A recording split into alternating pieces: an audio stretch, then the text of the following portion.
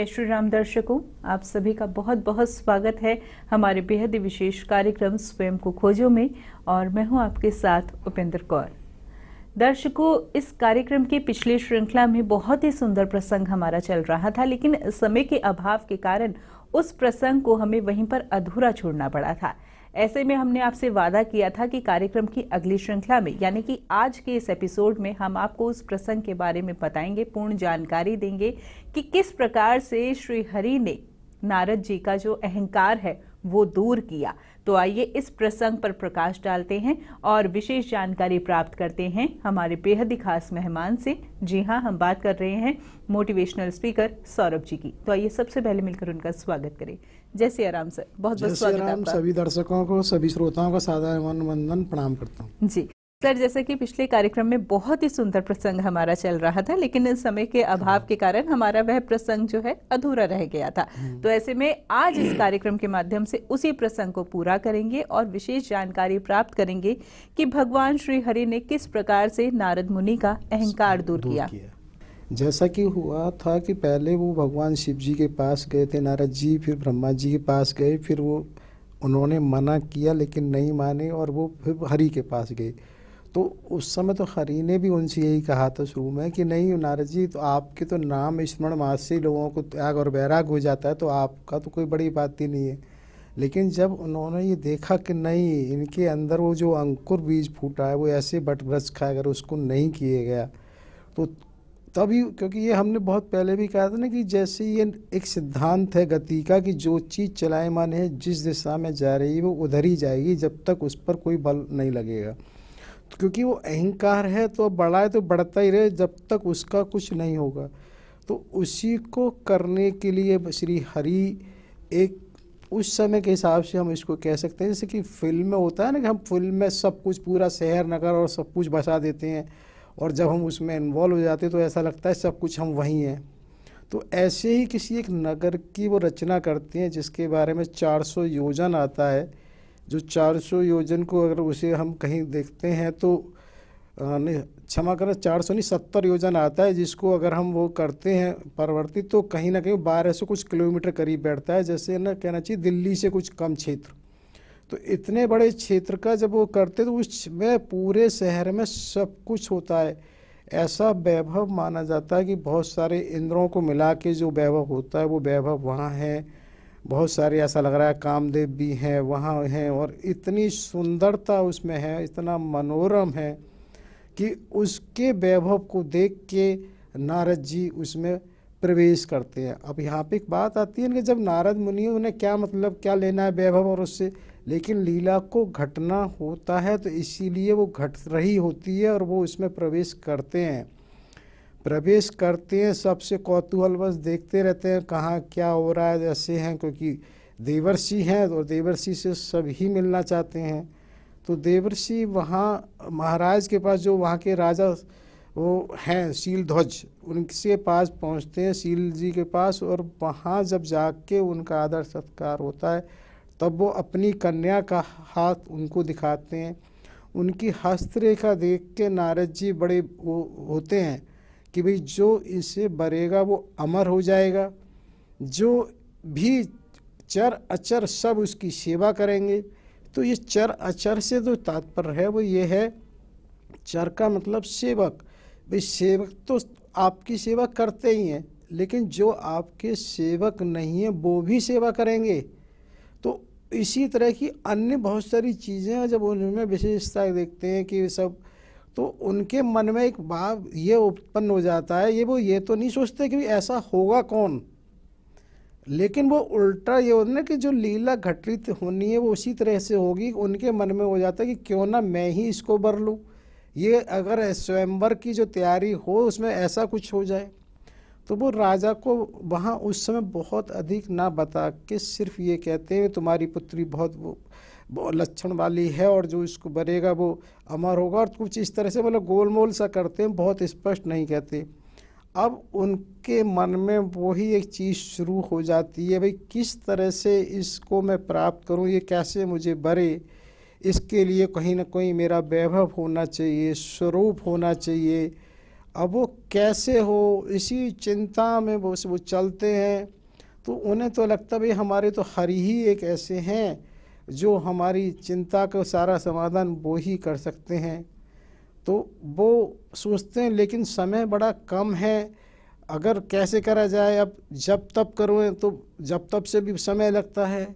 तो वो अपने भाव से हरि को बुलाते हैं, निवेदन करते हैं, प्रार्थना करते हैं, और जैसा ठाकुर जी की लीला होनी होती है हरि की, वो वहाँ उपस्थित हो जाते हैं।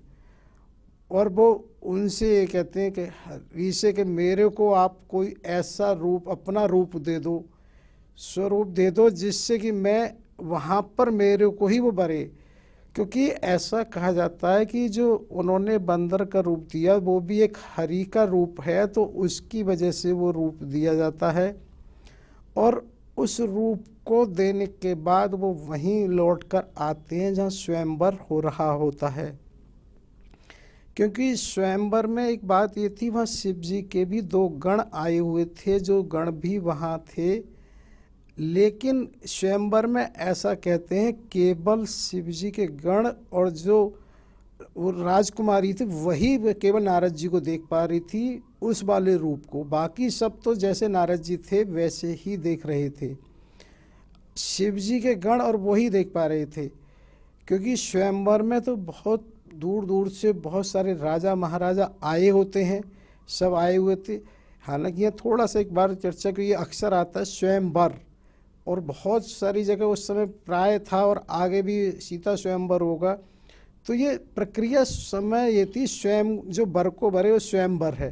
लेकिन इस प्रक्रिया में कहीं ना कहीं एक चीज़ ये कि ये प्रक्रिया भी पूरी तरह से ये नहीं कह सकते उचित थी, क्योंकि इसमें वरना एक को है और आना अनेकों को है, बाकियों का तो अपमान होना ही होना होता है।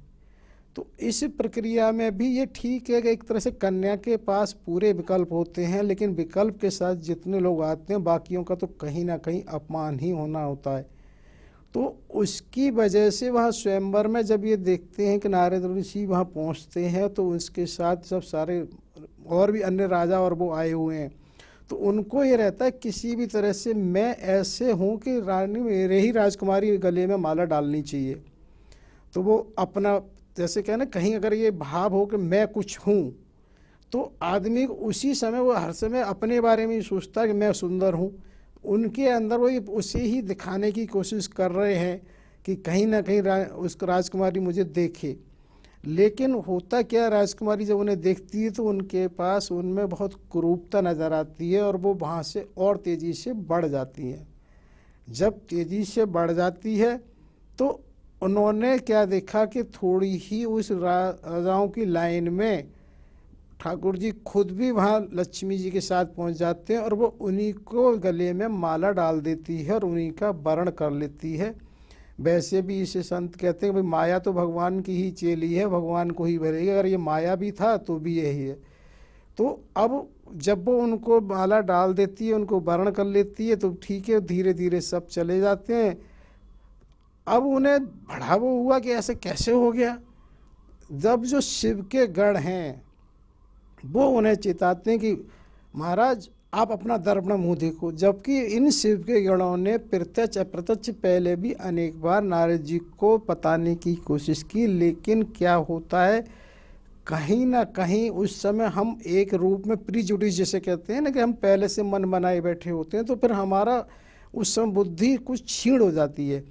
तो हम उसके बारे में सही से, उन्होंने कई बार शिव गणों ने किया कि महाराज जी आप तो ऐसे लग रहे हैं और आप ऐसे लग रहे हैं, महर्षि वैसे लग रहे हैं, लेकिन उन्होंने उसको समझा कि हम सुंदर हैं, उसको नहीं ध्यान दिया। जब उन्होंने स्पष्ट ये कहा कि महाराज जी अपना दर्पण में मुंह देखिए, जब उन्होंने जल में जाके मुंह देखा तो उन्हें हैरानी हुई, और तभी उन्होंने फिर उन्हें श्राप दिया दोनों गणों को कि तुम राक्षस हो जाओ। अब श्राप उन्होंने वो दे दिया है, लेकिन क्रोध एक ऐसा है कि इतनी आसानी से क्रोध नहीं ख़त्म होता है, और वैसे भी भगवान की लीला है, जब तक लीला पूरी नहीं होगी तो क्रोध तो ख़त्म होना ही नहीं है। अब वो वहाँ से आते हैं और भगवान जी के पास जाने की कोशिश करते हैं, और उन्होंने कि चलो जो भी, और होता यही भगवान की लीला है, वो रास्ते में लक्ष्मी और उस कन्या के सहित मिल जाते हैं। अब तो बस नारद जी को क्रोध और बढ़ गया कि वही कन्या और लक्ष्मी जी भी, और उनको बस क्रोध में तुम किसी का भी सुख नहीं देख सकते हो। और वो बहुत ही क्रोध में करते हैं कि तुम्हें आज तक, तुम तो बिल्कुल स्वतंत्र हो ना, तुम्हारे ऊपर तो कोई है ही नहीं। एक तरह से वो कहते हैं ना तुम्हारी माँ है ना पिता है, तुम्हारी जो मन में आता है वो करते हो, तुम्हारे ऊपर कौन है, तुम जो चाहते हो तो स्वतंत्र हो बिल्कुल। तो जैसा क्रोध में हो सकता है वो कहते हैं, और कहते हैं आज तुम्हारा पाला पड़ा है मेरे से, क्योंकि अब तुम्हें अभी तक तो कोई मिला नहीं है।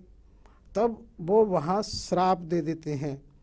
तब ये बात भगवान जी को भी श्राप दिया जाता है कि तुमने मेरे को बानर का रूप दिया, ये बानर ही तुम्हारी मदद करेंगे, और तुमने जैसे मेरे को किया कि तुम्हें भी पत्नी वियोग में वन वन में भटकना पड़ेगा। तो वहाँ पर ये देखते हैं उन्होंने श्राप दे दिया है, लेकिन श्री हरि बिल्कुल क्रोध नहीं करते। अन्यथा प्राय ये होता है कोई व्यक्ति यदि क्रोध करता है तो उसके प्रति उत्तर में भी क्रोध ही आता है, और वो क्रोध ना करते उसके श्राप को सहर्ष स्वीकार करते हैं। और वो कहते हैं जैसे मुनि आप क्या वो, तब क्या होता है अब, क्योंकि जो भगवान चाहते हैं लीला घटित हो चुकी है, और जैसे ही घटित हो चुकी है तो वो जैसे कह देना चाहिए कि अगर हम पिक्चर हॉल में पिक्चर देखने जाते हैं तो वास्तव में पिक्चर है क्या।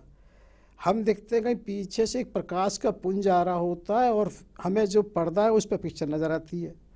तो वास्तव में तो एक लाइट ही तो है, प्रकाश, वो प्रकाश वहाँ आ रहा है और हम उस पर देख रहे हैं, और हम उसमें ऐसे इन्वॉल्व हो जाते हैं, अपने को सम्मिलित कर लेते हैं, जिससे कि हम हर उससे प्रभावित होना शुरू कर देते हैं।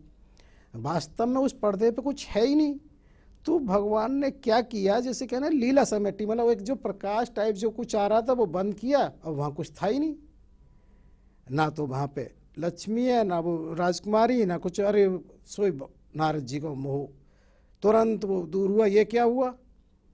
तो भगवान ने तुरंत उनसे कहा है कि जब वो कृपालु भी कहते हैं कि महाराज भगवान ये कैसे हो गया, उनने कि अब ये कहीं ना कहीं इसके मन में बहुत गिलानी रहेगी, क्योंकि अगर गलती किसी से हो जाती है तो ऐसा नहीं होता कि मन में कोई भाव ना आए।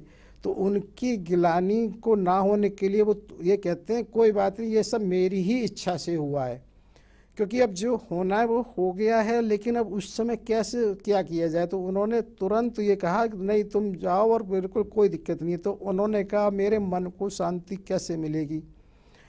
तब वो उनसे ये कहते हैं तुम जाओ भगवान शंकर का ही जप करो, और उनके जप करने से तुम्हें शांति मिलेगी।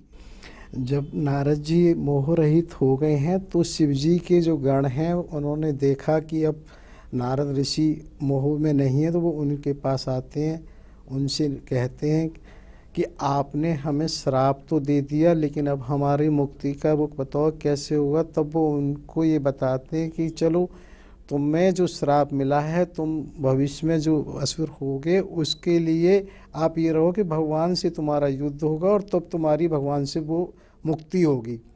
तो इसी तरह से ये दोनों गण रावण और कुंभकर्ण बनते हैं।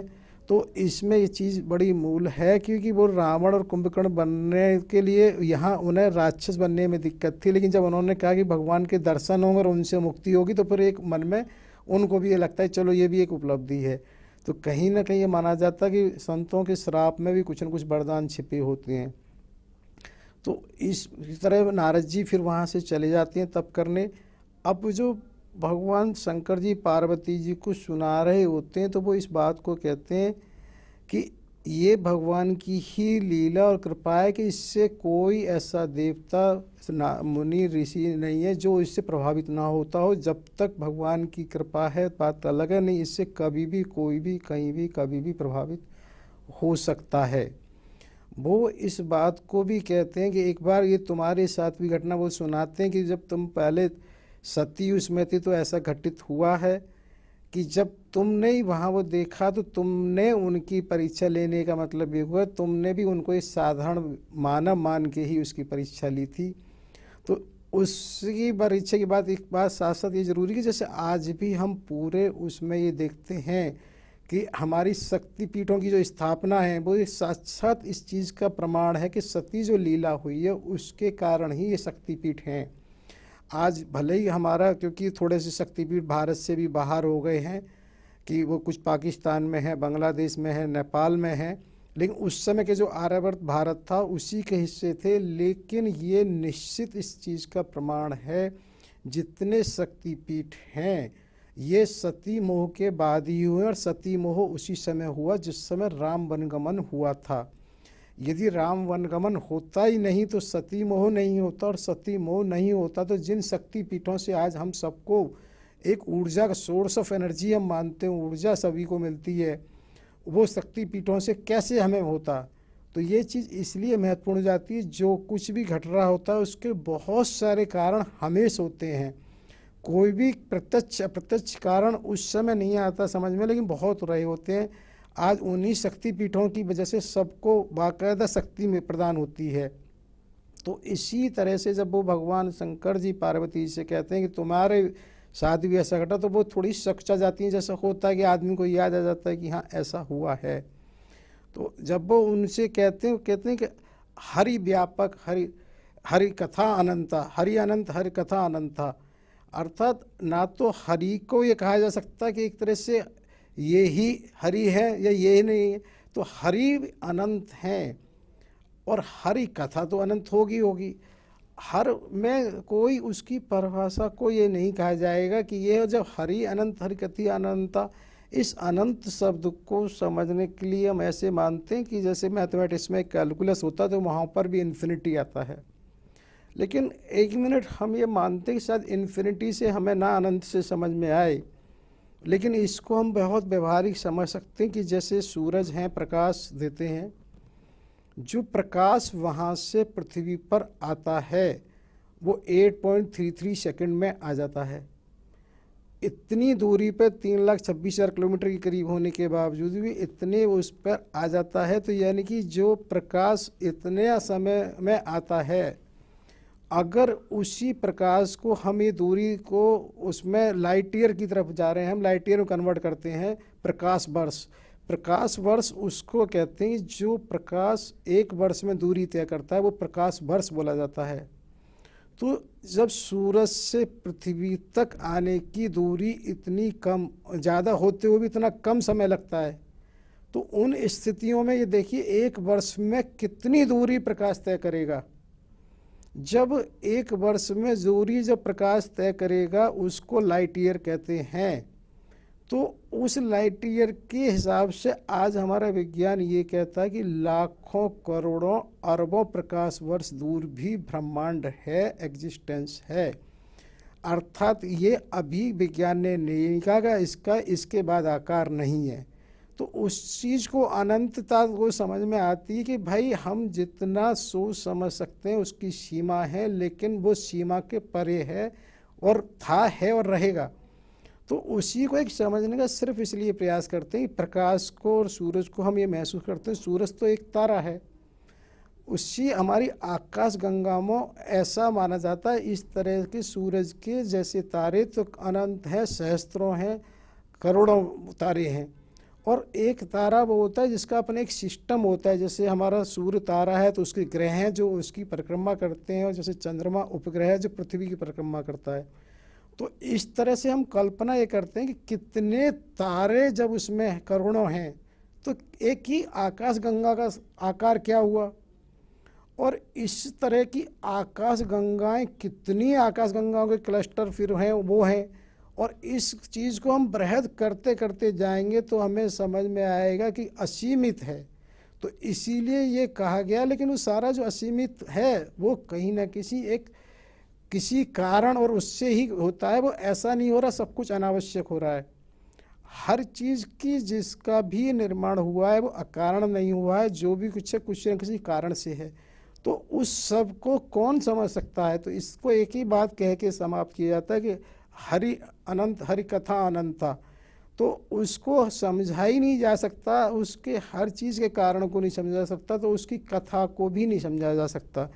माफ़ी चाहूँगी सर, यहाँ पर आपको थोड़ा सा रोकना चाहूँगी। हमने अक्सर मनु जी और शत्रुपा जी के बारे में भी सुना है। इस प्रसंग पर पहले आपसे प्रकाश चाहेंगे कि आप इस बात पर प्रकाश डालें। जी, मनु शत्रुपा जी को हम ये मानते हैं जिनसे मानसिक सृष्टि हुई है, जो ये हमारी इस वर्तमान सृष्टि है, इसके सबसे पहले उन्हीं के द्वारा माना जाता है, मनु शत्रुपा। तो मनु और शत्रुपा जी के दो पुत्र थे, उत्तानपाद जी के पुत्र थे ध्रुव, और दूसरे उनके प्रियव्रत पुत्र थे। इन्हीं की एक पुत्री भी थी देवहूति।